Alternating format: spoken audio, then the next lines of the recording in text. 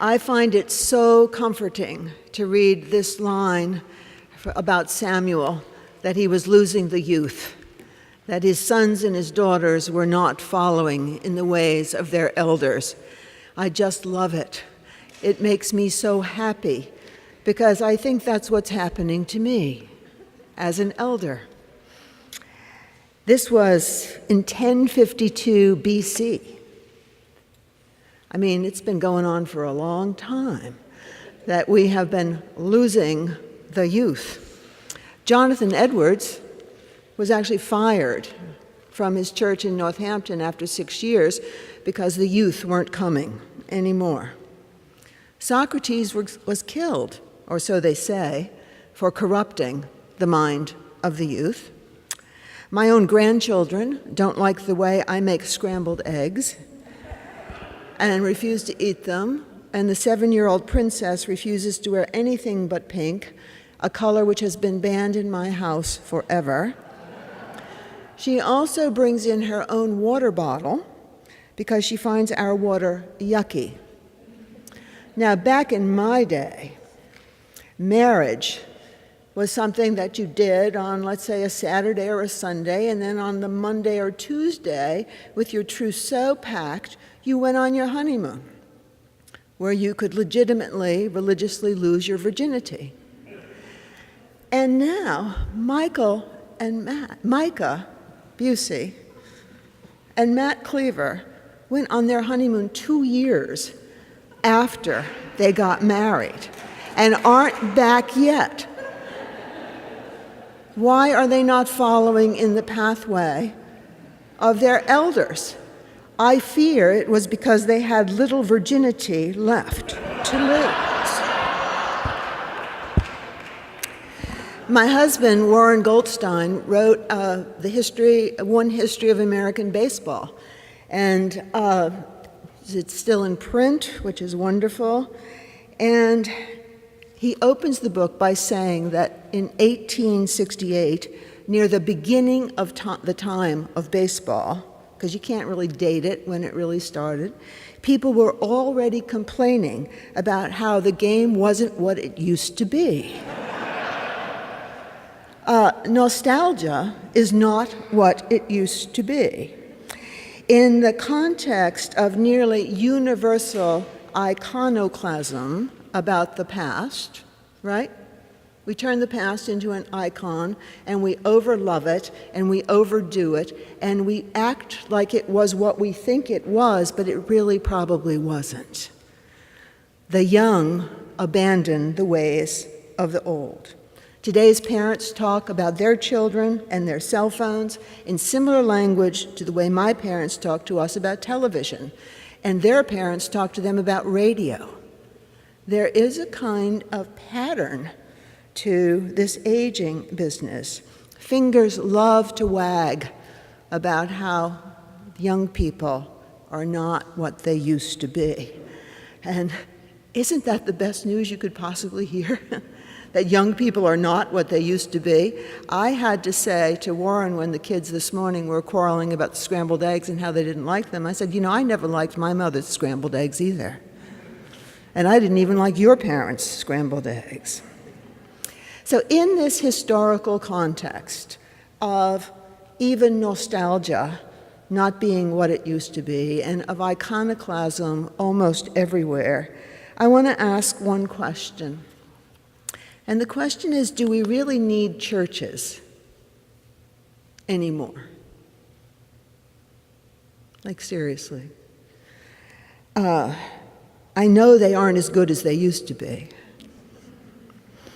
And I'm not sure they were ever as good as we think they might have been.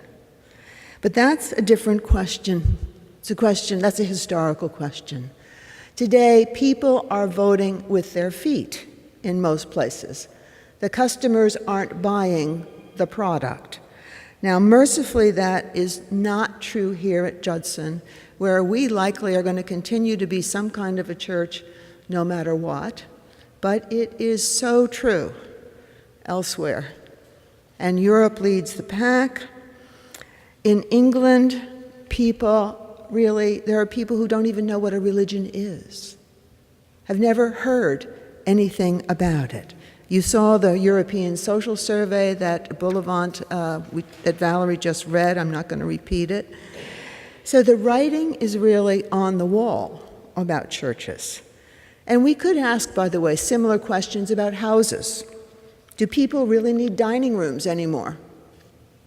Since we tend to eat at counters or out, do we need landlines? Why do resorts continue to allow shuffleboard courts? That's a serious social problem. And what about banks given ATMs? Or malls given online shopping? See, I really love church, but I'm not sure it's got a future. I'm just not sure it's got a future as an institution. And by the way, Samuel was worried about that too. He, back then in BC, 1,000 plus years ago, he ended up having sons who ended the period of the so-called judges. And then we went into the prophetic period. And Samuel had nonstop trouble with his offspring. They hated each other. They tried to kill each other. It was a time of great, great turmoil. Now, our context today is not the context of the judges, that kind of raggedy band of people who were running around in Mesopotamia or wherever it was, nor was it the prophetic context where people were quarreling with them. Our context today is utterly post-establishment. I mean, we want judges, prophets, the Jesus time, the exciting time, Paul, the a little bit less exciting time, Constantine, the really established time, and now we are literally being disestablished all over the place. That means that we have to be somewhat different somehow, I would think. Maybe we're really counting on our sons and daughters to find a way beyond church or church buildings as we know them. So I grew up with a hand puppet game. Maybe some of you know it. Here's the church and here's the steeple. Look inside and see all the people. And I find myself going back to that hand puppet game all the time, because church is this combination of people and steeple. It's looking beyond and it's looking within. It's about we people finding God. So when I ask the question about church, do we really need churches? I'm only asking about people. God never needed a church. And God doesn't need us. But maybe we need God. I'm not worried about God having a house. God can live in a tent. God can live in nature. And every now and then, God still lives in a church building. You know, it's really good when that happens. But as it happens more and more rarely that God lives in a sanctuary, we have to think about what the people inside the hand puppet game are doing. I am not worried about God. I am instead alarmed about the impact on humans of losing the tremendous assets of culture, liturgy, hymnody, music, scripture, building, architecture, and memory. My goal has long been to make enough positive adaptations that we won't lose all of those good things on behalf of some kind of preservationist mentality. So, let me say why I think we need churches still. And they don't need to be buildings, but they might be buildings. The Tavistock Institute in London says that human groups come together for two reasons. They come together for bonding, fellowship, intimacy, touch, and for task, to get something done.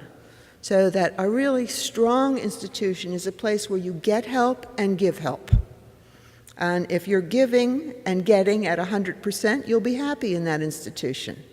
That's one way to measure, besides your pledge card, which you will pick up today. That's one way to measure whether this institution is good for you, whether you need this institution. If you're getting and giving at the optimal or maximal level, that is exciting. People need churches as places to give and to get. Perhaps you'll be stranded in a cave someplace. Maybe somebody will come to rescue you. And maybe you'll be a diver who knows how to rescue. I always tell people, they say, what do you get out of churches, Donna? I say, well, look, if you're really sick and really alone, somebody will come visit you. That's something. If you're stranded in a cave, somebody might come get you. Or if you find yourself longing for some kind of habituation or ritual in life, going to church on Sunday, many people say this to me, I don't really believe in church, I don't really believe in God, but I like to have something to do every Sunday morning at 11 o'clock, where people sing songs together and say some things together and listen to each other. It's just a thing. It's a habit. In a world where so many of us are spiritually homeless, spiritually placeless, spiritually lost, doing something habitual can help you find yourself. But fundamentally, what I think is that churches exist to manage generational change. The joke is that we're in charge of hatching, matching, and dispatching. Right? That's managing intergenerational change. So I teach a lot of Doctor of Ministry students, so 7, that's plenty, after you see their papers, a year. And the course is religious leadership.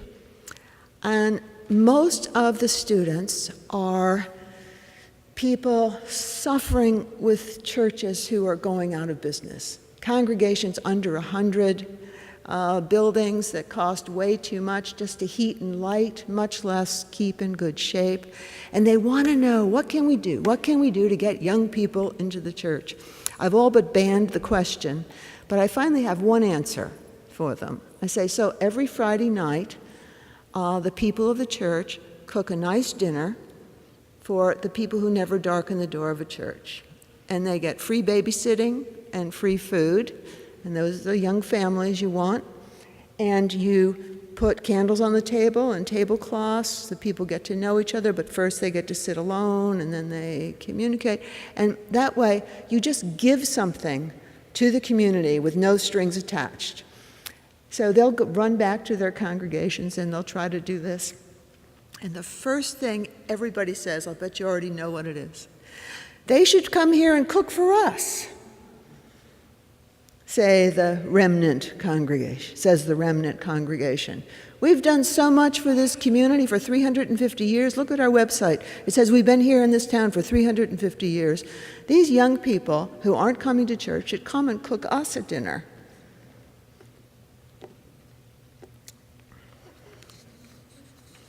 Your old are not listening to their young. It's not that the young aren't listening to the old.